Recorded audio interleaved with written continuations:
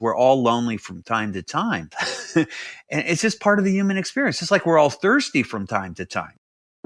While it's normal to feel lonely, people in the U.S. are experiencing loneliness at such high levels that Surgeon General Vivek Murthy declared it a public health crisis last year. Loneliness is more than a feeling. It hurts our minds and bodies and can lead to negative health outcomes comparable to smoking 15 cigarettes a day. So what can we do about it?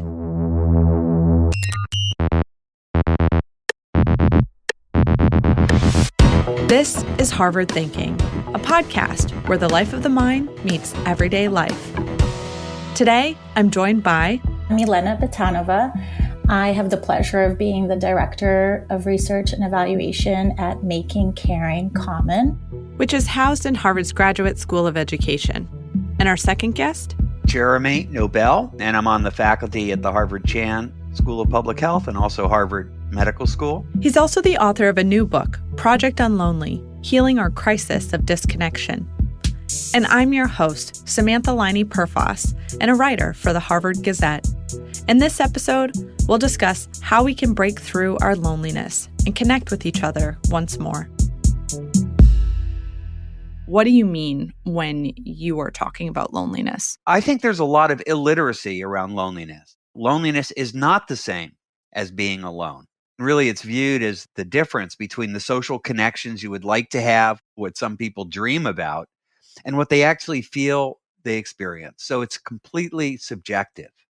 Being alone is an objective state. It can be measured as the absence of social connections. But it's also important to know that being alone can be a state of such positive exploration of who you are, how you relate to the world around you. We have a high-class word for it. We sometimes call it solitude. And so it's very important that we understand the difference and see them as social scenarios that we need to learn to navigate. I'd just add two things to that. I think it's important to keep in mind that one can feel really deeply alone in a crowd or in a marriage or in a small clique of friends. So that's to Jeremy's point about how subjective it can feel, right? It's not about the number of connections, but about the quality of connections that you feel you have. I agree with Brené Brown's definition. She says ultimately loneliness is about belonging, whether or not you feel like you belong, not just with others, but also with yourself. I was actually surprised to learn that there are different kinds of loneliness. Could you talk about those and how they show up in our lives? For me personally, beginning to understand that there are different types of loneliness was incredibly helpful, both to understand the complexity, but then also as someone who works to design interventional programs. If you're not clear what type of loneliness someone might be trying to navigate, then the programmatic support may be off target. Here are the three types. First, psychological loneliness. Where's someone I can confide in? Does someone have my back? This is what most people think about when they think loneliness. And it's certainly the way the media tends to portray it. It's also the way we've studied it. Second is societal loneliness. Am I feeling systematically excluded because of some characteristic, whether it's because of gender, race, disability, simply not conforming to the conventional beauty myth of the moment? And the third is existential or spiritual loneliness. Do I feel I connect to the bigger narrative of human experience? Does my life have meaning, purpose? This type of loneliness has probably been around for thousands of years. It's the basis of much spiritual and religious work. This is a very different type of loneliness than I don't have a friend, and very different type of loneliness than I'm systematically excluded. And I think you can have all three of these types of loneliness or none of them. But it's clear that if you want to be less lonely, it's useful to start with asking, what kind of loneliness do I have? That's really interesting. I like how you break it down. I knew about the types of loneliness as intimate, relational, and collective. So they map on similarly. In our research, it's really concerning that young people in particular, we found really recently, the majority of young adults said that they don't feel a sense of meaning or purpose in their lives. And this was really strongly correlated to anxiety and depression.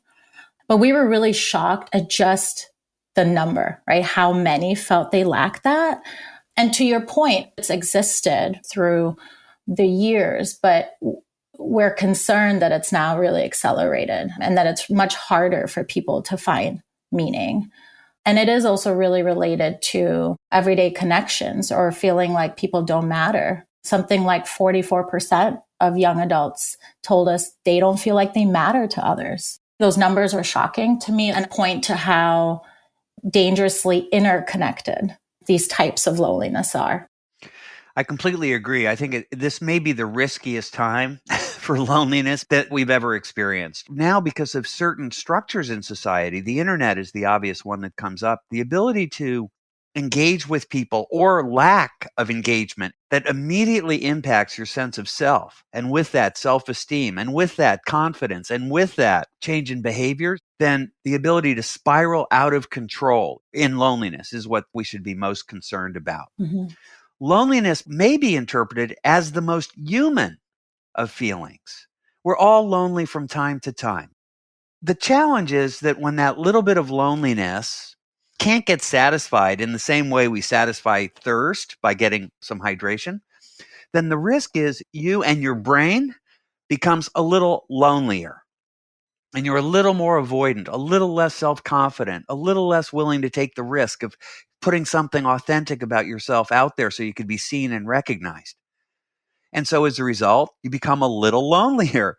And as a consequence, a little more avoidant and a little less tolerant. And so this is a spiral. And I think it's important to know that the spiral is what takes people to the excessive levels of loneliness, like loneliness will increase risk of early death, like smoking 15 cigarettes a day. The interesting question is, can we actually come up with a set of interventions, responses, both personally and socially, that we can turn that spiral in the other direction? Are there certain demographics that are more prone to experiencing that deeper level of loneliness? There are actually zones, call them zones of social activity, where we know there's a high risk for spiraling. And I identify 5 of them in my book. I call these territories of loneliness. The first one is trauma itself. The traumatized brain leads to a traumatized mind, leads to traumatized behaviors, all of which are about avoidance and increased risk for disconnections. The second is illness, whether it's catastrophic illness with risk of dying, serious chronic illness, or even a rare illness. It changes your understanding of yourself and how you relate to other people. Illness can be quite a lonely experience. Third, aging. As you grow older, I'm in that demographic now, you start losing friends. You start losing your own faculties, whether it's hearing acuity, visual acuity, all at risk for being further challenged in connection. The fourth is difference, whether it's gender, race, disability, and so on. We know that those differences often marginalize people in ways that make them much more susceptible to loneliness. And the fifth territory is what we're all living through: modernity, the modern world. Increased political divisiveness, social media use primarily for the basis of comparison and performance is quite marginalizing. These are all marginalizing factors, and people can be in many of these territories, not just one. One thing I did read, and Jeremy, of course, correct me if I'm totally wrong on this, was that while aging can be a risk, older adults, especially much older, do better than younger. And one of the main explanations I found for this was that older adults are more secure in their relationships. They have more stable or intimate social connections and networks, and they just know how to navigate conflict and other things that might arise in relationships that younger people are still learning. It's absolutely true. You know, that the older part of the older adults often are least lonely. But you also, as an epidemiologist, I do need to point out, we know that loneliness increases risk of early death by 30%. The lonely people die. Mm-hmm. The people who are still alive into old age are the ones who've had positive health behaviors that include social connection. That's part of what's enabled them to have longer lives. And some of that's because of the physical benefits of being connected. We know that it improves immune function, it reduces blood pressure, and so on. So if you are less lonely, you are more likely to live into older age. You start filtering out of that population the groups who are severely lonely. It also, loneliness increases risk of heart attack or stroke or death from either by 30%, dementia by 40%, diabetes by 50%. So part of what we may be seeing isn't that the oldest adults suddenly transform into being more connected. It's the ones maybe who were more connected who lived to be older adults. What do you think is driving the kind of loneliness that leads to social disconnection? One thing I was thinking about was the role of vulnerability. Are we afraid to admit that we're lonely?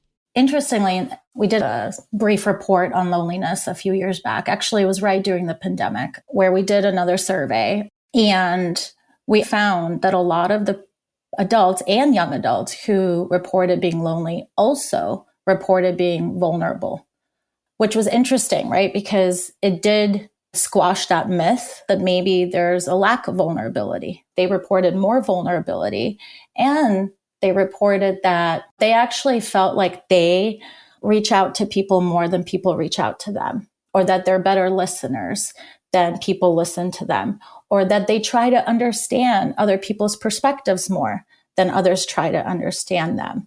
But clearly there is that perception gap, right? The perceived empathy gap, this idea that you feel like people are just not empathizing or connecting with you the way you are connecting to them, or that you think you're connecting to them.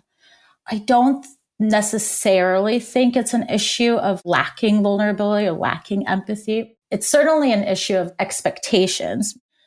Maybe we are expecting a little too much from our relationships sometimes, especially when we live at a time that is just so busy. And I think it can get really frustrating when someone doesn't respond to you right away. And I can certainly see how that spiral can turn on itself.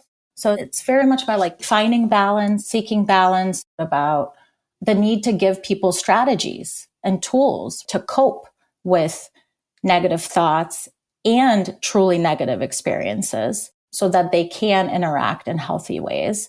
It's also important to point out that there's pretty good research that shows the lonely brain itself starts reinterpreting ambiguous signals as negative ones. Here's an example. You're walking down the street. Someone's walking towards you. It's a city you don't know very well. The sun's just gone down. Is the person you're seeing a social opportunity or a social threat? We're not conscious of this, but our brains are asking that question all the time because one of the big jobs of our brain is to help us to survive by anticipating all kinds of threat. And so it's been well studied that as brains get lonelier and lonelier, I put quotations around that because there are a lot of parameters there, ambiguous signals, right? Just somebody walking towards you on a street, increasing likelihood that your brain will interpret that as a threat and react in a way that you're going to be a little more reserved, hold back, maybe even change your social signals so you're interpreted as being avoidant, if not hostile. And then the other person, remember, they're neutral, starts seeing you begin to change and looking a little more avoidant and maybe even hostile. And they say, whoa, there's an avoidant hostile person. And then it starts triggering them. So this is a sense of almost a dyadic spiral where people working together start increasing their sense of risk, concern, and threat and become increasingly disconnected. The interesting thing, and obviously the big hope here, is you could also have that spiral go the other way. Be kind, anticipate someone's need, try to be thoughtful, compassionate. And then they say, oh, here's someone trying to be connecting. So maybe I don't have to be quite as fearful. I don't have to be quite as reserved. I could tolerate the discomfort of sharing something authentic about myself. Why don't I try doing that? That's really at the heart of what I think we can begin to embrace as not an experiment or an intervention, but a culture of connections. Do you think, given that so many people are experiencing loneliness right now, that tendency to interpret ambiguous signals as more threatening is feeding into what we're seeing in our political discourse or what we're seeing a lot in our culture right now? There's no question at all that's what's going on. And a really tragic, but a perfect example of this goes by the name of wrong address shootings. Someone innocently shows up on a porch, the wrong address, rings the doorbell, and gets shot through the screen door. These are going up. And even having someone fire on your car as you're departing on the driveway after having pulled into the wrong address. So this happens. Mm-hmm. If you start, again, asking, what else does the lonely brain do? The lonely brain becomes much more impulsive. Mm-hmm. It has a reduced threshold to action. It overinterprets negative threat, and it becomes very emotion based in its decision making rather than rational. This is now starting to spiral not just in our social interactions, but into the political world. Our lack of tolerance for open conversations where we could have legitimate disagreement on things now is being increasingly viewed as threatening or risky. The result, people are withdrawing even further, and we're losing the ability to have civil conversation, which is the basis of democracy. Yeah, I don't think we can have a conversation about loneliness without having a conversation about polarization and dehumanization, for that matter. There are a lot of great people and organizations out there doing bridging work. It's like a new field to bridge differences. And I think that field has such promise and potential to mitigate loneliness. One thing I wanted to ask about as well, as we talk about living in the modern world and some of the unique challenges we face, is the presence of technology in ways that were never part of the equation 50, 100 years ago. How does technology fit into this conversation? Are there aspects of technology that could bring us together, or is technology keeping us apart? Yes. It's all of those things. Thank you. End of conversation. I mean, technology's always been somewhat neutral. I mean, let's take a technology we all know, karaoke, right? That could give you a wonderful evening or a terrible evening. It's just technology. But seriously, the technologies are quite powerful in restructuring how we connect with other people, as well as how we connect with ourselves. Toxic use of social media by certain demographics. Milena, I'd love your view on this, but I think that's a significant part of the crisis for teenagers and young adults. The social media research is really interesting, right? I find it interesting that there's a lot of talk about how it can be productive and constructive, and even moderate use can be beneficial for young people. And while that is true, we also know that online interactions tend to mirror offline interactions. People who are very social in person can also be very social online. But what about the people who are not doing well? There's many people for whom we know social media can be debilitating. And so to me, just on a very personal, less academic standpoint, it's concerning that social media can have such damaging effects for people. If we know that, we should be concerned. Technology more generally, it's just a distraction, right? It's constantly there. It's constantly at our fingertips. There are even studies to show that having your phone on a table will lessen or worsen the type of interaction that you have with the person you're sitting with on that table. A friend of mine, actually, we were just talking about this. He was wondering why a friend of his constantly asked to go golfing. And yet when they're at the golf course, his friend, who's the one inviting and asking to go, is always on his phone. Always. He's playing games on his phone in the golf cart. My friend who was telling me this is, I just don't get it. Why even ask me to go? Why doesn't he just go on his own?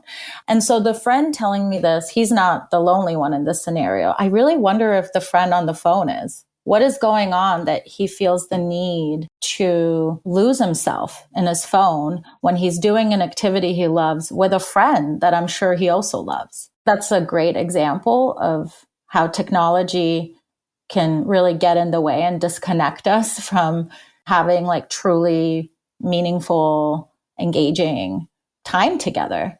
There's phone as distraction for sure, but I also think that the body of evidence now has become pretty significant that social media use, particularly in the demographic we're talking about, has undeniable toxic effect. And this was published out of the University of Pennsylvania, 2019, just before the pandemic.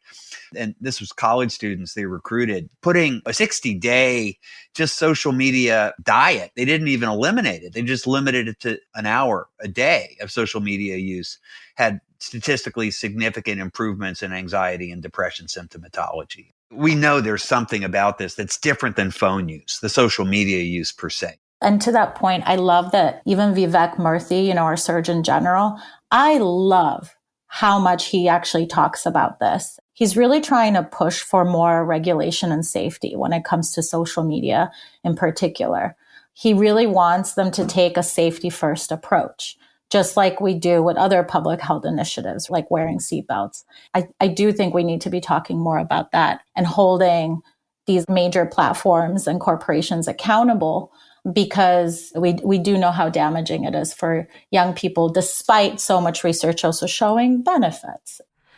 Does technology itself lead to different levels of connection? For example, what's the difference between having a 15-minute conversation with someone in person versus a 15-minute conversation via text?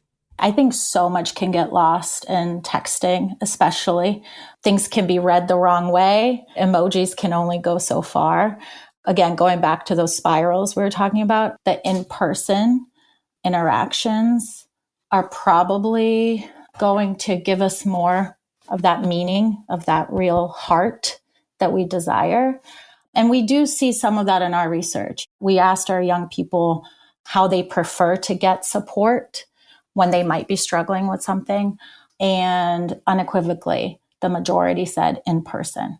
Much fewer said through texting or even FaceTiming or video conferencing. Even Vivek Murthy writes that in his loneliness report. There was lots of research he overviewed on just the astronomical decline of in-person interactions and in-person time together in general, especially among young people. And at the same time, we're seeing so many young people feel more lonely and like they don't matter. Might not be such a coincidence, right? I think those trends point to something. We really need to revisit that physical time together. What are things that we can do if we are suffering from loneliness? How do we find our way out of it? What advice do you have for people? One of the most important things is, first of all, to know that if you're lonely, it's not your fault. It's a combination of social and cultural phenomena that you are navigating that for many people think it is their fault and leaves them with the shame, low self-esteem, sense of guilt that actually traumatizes them and reduces the likelihood that they will take the risk of connection to others. So be kind and self-accepting that as humans, we're all lonely from time to time. And it's just part of the human experience, just like we're all thirsty from time to time.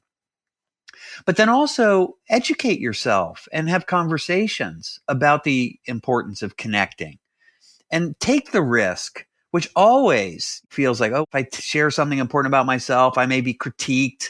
I may be marginalized because people don't like what I say.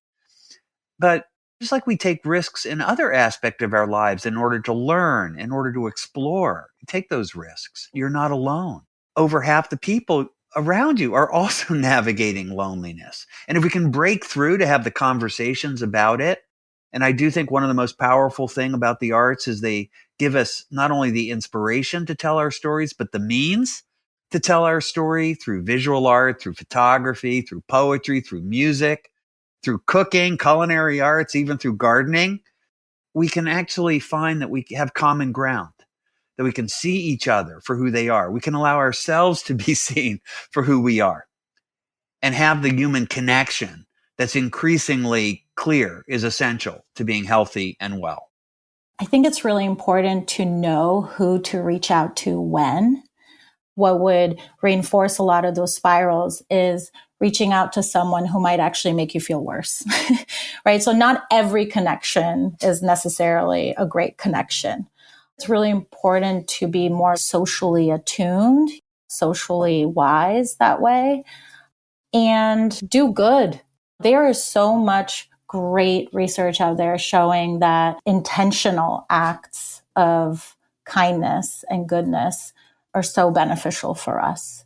And I say intentional because sometimes altruism and just the continual charity can have watered down effects. It starts to feel like any other day, the norm. So I think just being more thoughtful about what you do, how you do it, who you do it for could be really beneficial. And that's all individual level. Socially, we need more policies, strategies, programs that really put connection front and center. We need really creative, fun solutions. No one's talking about fun. Can we just have some really cool, fun, innovative ways to connect? We can do so much, right? If we really just put our heads together and keep it simple. I don't think it has to be hard. I don't think it has to be something groundbreaking, but it does have to be something intentional and fun. Thank you guys for this wonderful conversation. Yeah, absolutely. Thank you for having us. Oh, it's a pleasure. Thanks, Sam, for organizing this and giving us a chance to connect. Thanks for listening. To find our other episodes and a transcript of this one, visit harvard.edu/thinking. This episode was hosted and produced by me, Samantha Laine Perfas, with editing by Ryan Mulcahy, Simona Covell, and Paul Makashima. Additional production support by Christy DeSmith and Anna Lamb. Original music and sound design by Noel Flatt. Produced by Harvard University.